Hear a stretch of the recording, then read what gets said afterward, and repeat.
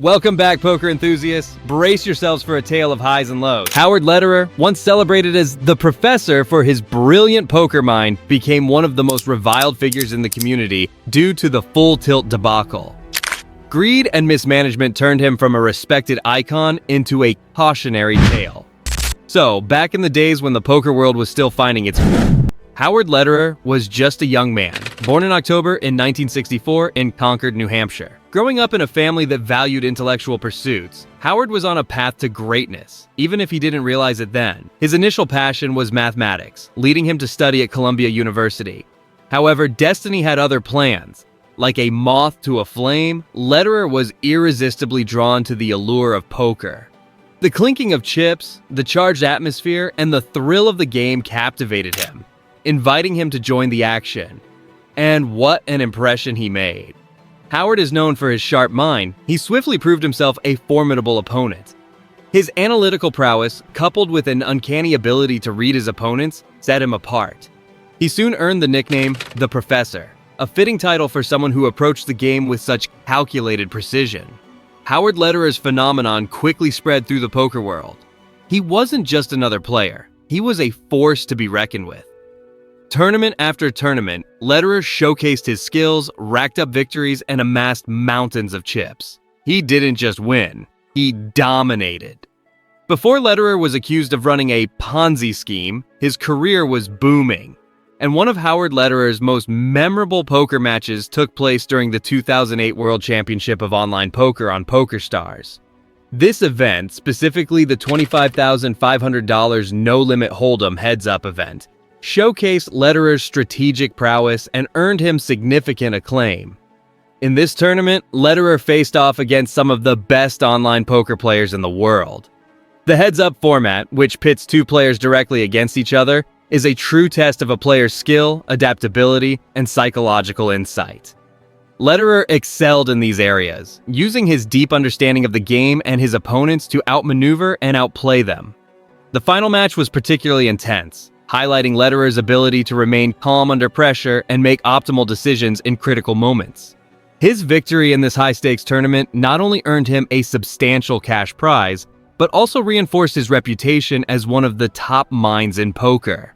This match is often cited by poker enthusiasts as a prime example of Lederer's strategic genius and competitive spirit. So what led him to his downfall? He had it all, and yet he still managed to severely damage his reputation. Howard Lederer's career took this dramatic turn due to his involvement in the Full Tilt Poker scandal. Full Tilt Poker, once one of the leading online poker platforms, was embroiled in a major controversy in 2011, often referred to as Black Friday in the poker world. We made a video on this scandal too. Have you watched it? So on April 15, 2011, the U.S. Department of Justice seized the domain names of the three largest online poker sites in the U.S., including Full Tilt Poker, and indicted their executives on charges of bank fraud, money laundering, and illegal gambling operations. The situation worsened when it was revealed that Full Tilt Poker had not segregated player funds from operating funds, as required by law. This mismanagement led to a shortfall of approximately $330 million, meaning the company did not have enough money to cover player balances. Lederer, as a member of Full Tilt Poker's board of directors and a significant stakeholder, was directly implicated in these financial misdeeds.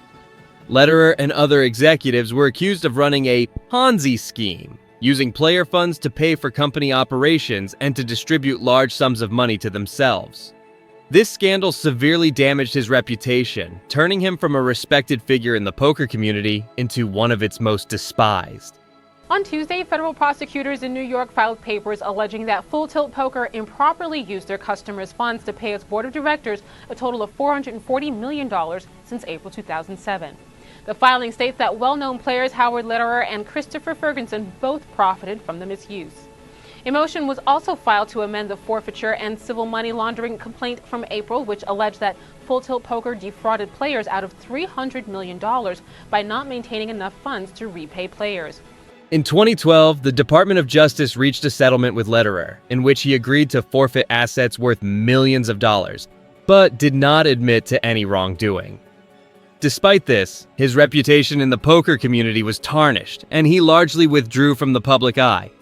Now, the real question is, why would someone as successful as him do this? Well, the first thing that comes to mind is that he got greedy.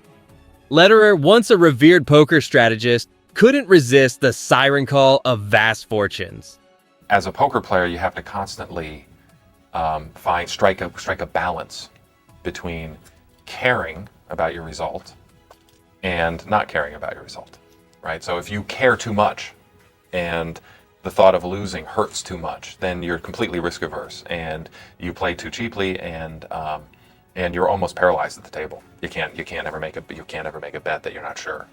The allure of easy money led them to make reckless decisions, funneling millions into their own pockets without a second thought for the players who trusted them.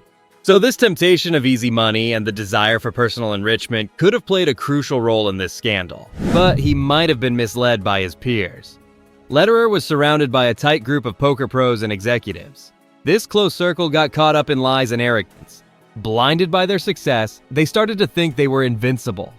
This atmosphere of pride made it easy for them to ignore what was right and wrong, and Lederer went along with it. It's also most likely that Lederer and other full-tilt executives underestimated the legal risks involved in running an online poker site that operated in a legal gray area in the United States. The sudden legal actions taken by the U.S. Department of Justice caught them off guard and exposed the company's financial vulnerabilities. Before we continue, what do you think what the real reason was behind this scandal? Let us know in the comments below. Another reason could be his very expensive lifestyle. Howard and his peers indulged in a high-rolling lifestyle that demanded ever-increasing amounts of money. Lavish parties, luxury cars, and extravagant living became the norm. Maintaining this crazy lifestyle required more funds, and this could have pushed them to dip deeper into player deposits. And the last reason why Lederer's scandal happened could have been that as legal pressures on online poker grew, full-tilt poker failed to adapt its business practices to ensure compliance with emerging regulations. This lack of adaptability left them vulnerable to legal action and contributed to their eventual downfall. So after this scandal, Howard laid low most of the time, and now in recent years, Lederer has made occasional appearances at poker events and issued apologies to the poker community. As an owner of Full Tilt Poker, I took and I take full responsibility for what happened. And what happened wasn't right, and it caused a lot of pain, a lot of suffering. That wasn't right. And for that, I'm truly sorry. Howard's legacy is forever entangled with controversy, but his contributions to poker cannot be overlooked. His undeniable skill and strategic genius have left a lasting impact on the game. However, we must also remember the lessons from his downfall and work towards creating a poker community rooted in trust and honesty. Alright, thanks for watching, and don't forget to subscribe. See you in the next video.